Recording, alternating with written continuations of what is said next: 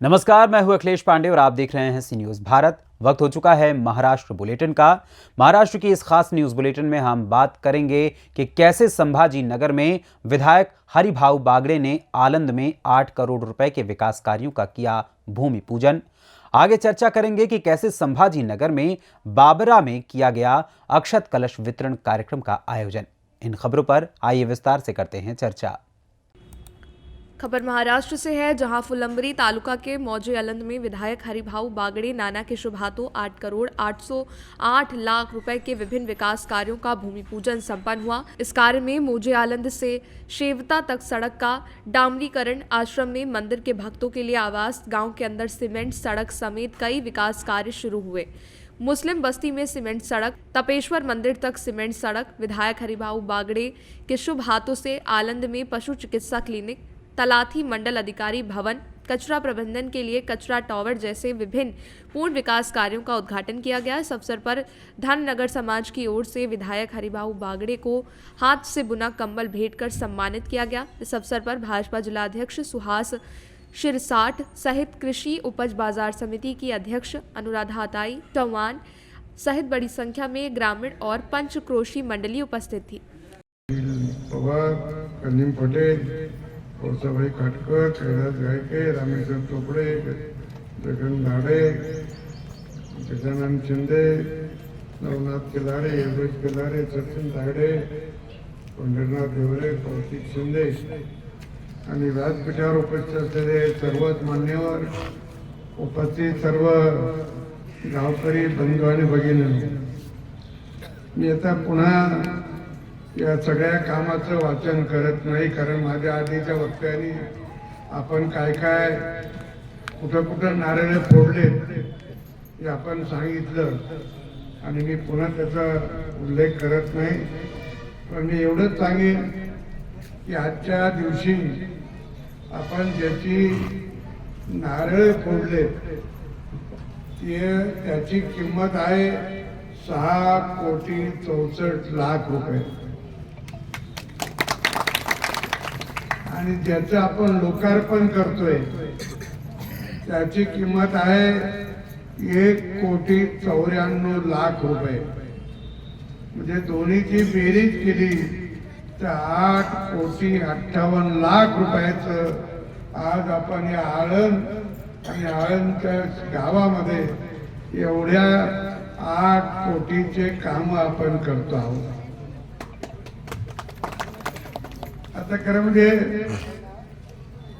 मला याचा कधी कधी मोह होतो लक्ष्मणराव की आता मोदीजी आल्यापासून आणि देवेंद्र मध्ये 5 वर्ष मुख्यमंत्री होते, आता शिंदे 2.5 वर्ष तेही मुख्यमंत्री राहतील। हा 10 वर्षाचा काळ आणि त्याच्या आधीचा 10 वर्षाचा काळ। आता मागच्या 5 वर्षाचं काय दिलं हे मी सांगत नाही। आपण शादीखाना दिला, तिकडे खंडोबा मंदिराचे तिथं काहीतरी दिलं, आणखी काही दिलं असेल, ड्रेनेज दिली, आता या सगळ्या गोष्टी आपण दिल्या। पण या आत्ताची गोष्ट आपण सांगतो तर त्याच्या आधीच्या 10 वर्षात आपल्या गावाला दाखवासारखं काही मिळालं का? दाखवासारखं नाही, म्हणजे आठवतच नाही। म्हणजे माझ्या आधीच्या काळामध्ये तुम्ही ज्याला भरभरून मत देत होते त्या काँग्रेसला, त्याच्या काळातलं तुम्हाला काय मिळालं तर विचार करून मला आठवून सांगा, मी स्वीकारून घेईन ते तुम्हाला काही मिळालं असेल तर। पण आता केंद्रात आपलं राज्य आलं, राज्यात राज्य आलं आणि या सगळ्या परिस्थितीमध्ये आपल्याला जे काही लोकांच्या पर्यंत योजना गेल्या, मी आता सांगेन की आपल्याला स्वयंपाकाचा गॅस कोणाच्या घरात नाही, माऊली सांगा, मावशावर सांगा कोणाच्या घरात गॅस नाही, सगळ्याचे आहे। मोदीजी पंतप्रधान व्हायच्या आधी किती जणांच्या घरात गॅस होता आठवतं का? तर तुमच्या घरात होतं 14च्या आधी नाही, 16च्या आधी नाही. म्हणजे आता हे तर सगळं लक्षवून राहते. आमच्याकडे होते तरुण असताना, मग जरा बरे बुरे झाले तर दुसरीकडे गेले, आणि आता थकले तर ते पुन्हा आमच्याकडे आले. पण त्या चांगल्या काळात देखील त्यांच्या घरात गॅस होता. पण मोदीजी आल्यापासून मोदीजींनी घोषणा केली 1 मे 2016 उत्तर प्रदेशमध्ये एका खेड्यामध्ये केली की देशामध्ये आमच्या सगळ्या आई बहिणींना चुलीवर स्वयंपाक करावा लागतो, फुगणीने फुकावं लागतं, वाढला असेल तर ठीक आहे, ओलं असेल तर धोपण निघतं, आणि त्यांना त्रास होतो डोळ्याचा, आणि म्हणून सगळ्यांना गॅस दिला पाहिजे. सगळ्या घरोघर गॅस द्यायची योजना केली. म्हणजे गावात राहणारे नाही नुसते, तर पालावर राहणाऱ्या लोकांना सुद्धा गॅस दिला गेला पाहिजे, आणि गावातल्या त्या सगळ्या गरीब लोकांना. आणि तुम्हाला सांगतोय, स्वातंत्र्य मिळाल्यानंतर आपल्या देशामध्ये 1953 पहिल्यांदा स्वयंपाक करायला लागले गॅसवर. 1953 स्वातंत्र्य मिळाल्याच्या नंतर 6 वर्ष, आणि 2016 पर्यंत आपल्या देशामध्ये 13.5 कोटी कुटुंबाला गॅस होता. 13.5 कोटी कुटुंबाला.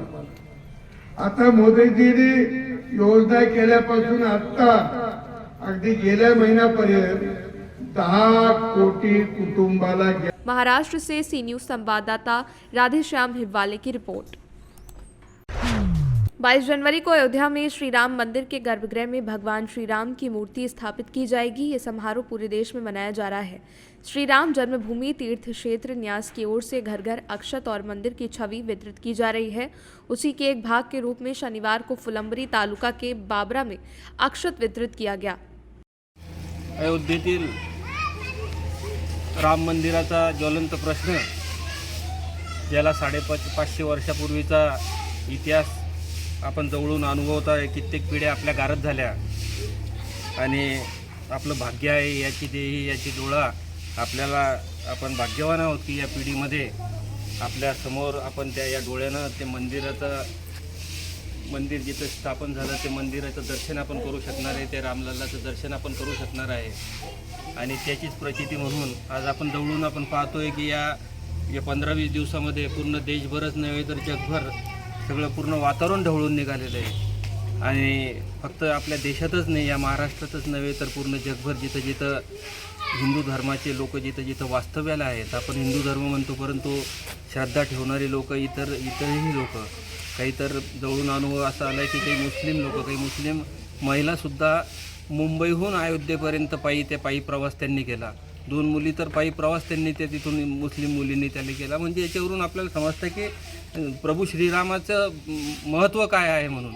आणि ते महत्त्व पाहता आज प्रत्येक गावामध्ये, वस्ती तांड्यावर असेल प्रत्येक गावामध्ये, आणि सगळ्यात मोठी गोष्ट एक जवळून आम्ही पाहतोय की एक बंधुप्रेम या नात्यानं प्रत्येक गावागावामध्ये जिथं कुठेही पक्षीय मतभेद विसरून सगळेच या प्रभू श्रीरामाचं दर्शन आणि प्रभू श्रीरामाचं गावातील स्वच्छता वगैरे सगळ्याच गोष्टी करता, मंदिराची स्वच्छता असेल आणि ग्रामीण भागातील सगळी स्वच्छता करून, आणि त्याची प्रचिती आपण पाहतोय की प्रत्येक गावामध्ये की आज मी माझ्या गावाचं उदाहरण तुम्हाला देतो की या गावामध्ये आज पूर्ण एक म्हणजे 8-10 दिवसापासून मंदिराची स्वच्छता असेल. आणि हे करत असताना तिथं आम्ही जवळून पाहतोय की त्यांनी याचा विचार केला नाही की हे राम मंदिर कोणाचं आहे, याचं महत्त्व काय आहे, आणि परंतु ते मंदिर आमचं आहे, दैवत आमचं आहे असंच मनात धरून सनी तिथं कोणताही पक्षी मतभेद न घेता प्रत्येक जणांनी त्याच्यामध्ये खूप मोठा सहभाग सगळ्यांनी नोंदवला. याचा आनंद आम्हा सर्वांना होतो आहे. परवाच्या दिवशी जो कार्यक्रम आमचा बाबरा येथे होत आहे, त्या कार्यक्रमाचं स्वरूप असं आहे की स्क्रीनवरती संस्थान बालाजी मंदिरमध्ये की ते ट्रस्टचा खूप मोठा सहभाग आम्हाला लाभला, आणि त्यांच्या माध्यमातून मोठे कार्यक्रम इथे होत आहे. तिथे स्क्रीनवरती हा पूर्ण लाईव्ह कार्यक्रम तिथं त्या ठिकाणी दाखवले जाणार आहे. त्यानंतर 4 वाजता गणपती मंदिर जवळून, संस्थान गणपती जवळून आमची मिरवणूक निघणार आहे रामलल्लाची आणि तिथून ती मिरवणूकची सांगता बालाजी मंदिरामध्ये होईल. त्या सांगतेच्या अगोदर तिथं महाआरती होईल, त्याच्यानंतर दीप प्रज्वलन होईल, त्यानंतर महाप्रसादाचा कार्यक्रम तिथं आयोजित केलेला आहे आणि ते बालाजी मंदिरमध्ये पाठीमागे तिथं सगळे महाप्रसाद घेतील आणि त्यानंतर संध्याकाळी रात्रीला 8-8:30 वाजता कीर्तनाचा कार्यक्रम होणार आहे. तर असं जवळपास संपूर्ण दिवसभर वातावरण पूर्ण ढवळून निघालेलं आहे. पूर्ण सगळं वातावरण एकदम असं पाहता की कुठंतरी असं वाटतंय की आता जी दिवाळी आम्ही जी जवळून अनुभवत होती ही आगळी वेगळी दिवाळी आम्ही पूर्ण या देशभर साजरी. महाराष्ट्र से सी न्यूज़ संवाददाता राधेश्याम हिवाले की रिपोर्ट। फिलहाल के लिए इस महाराष्ट्र बुलेटिन में बस इतना ही। देश दुनिया की तमाम खबरों के लिए देखते रहें सी न्यूज़ भारत। हर खबर आपके साथ, आपके हाथ।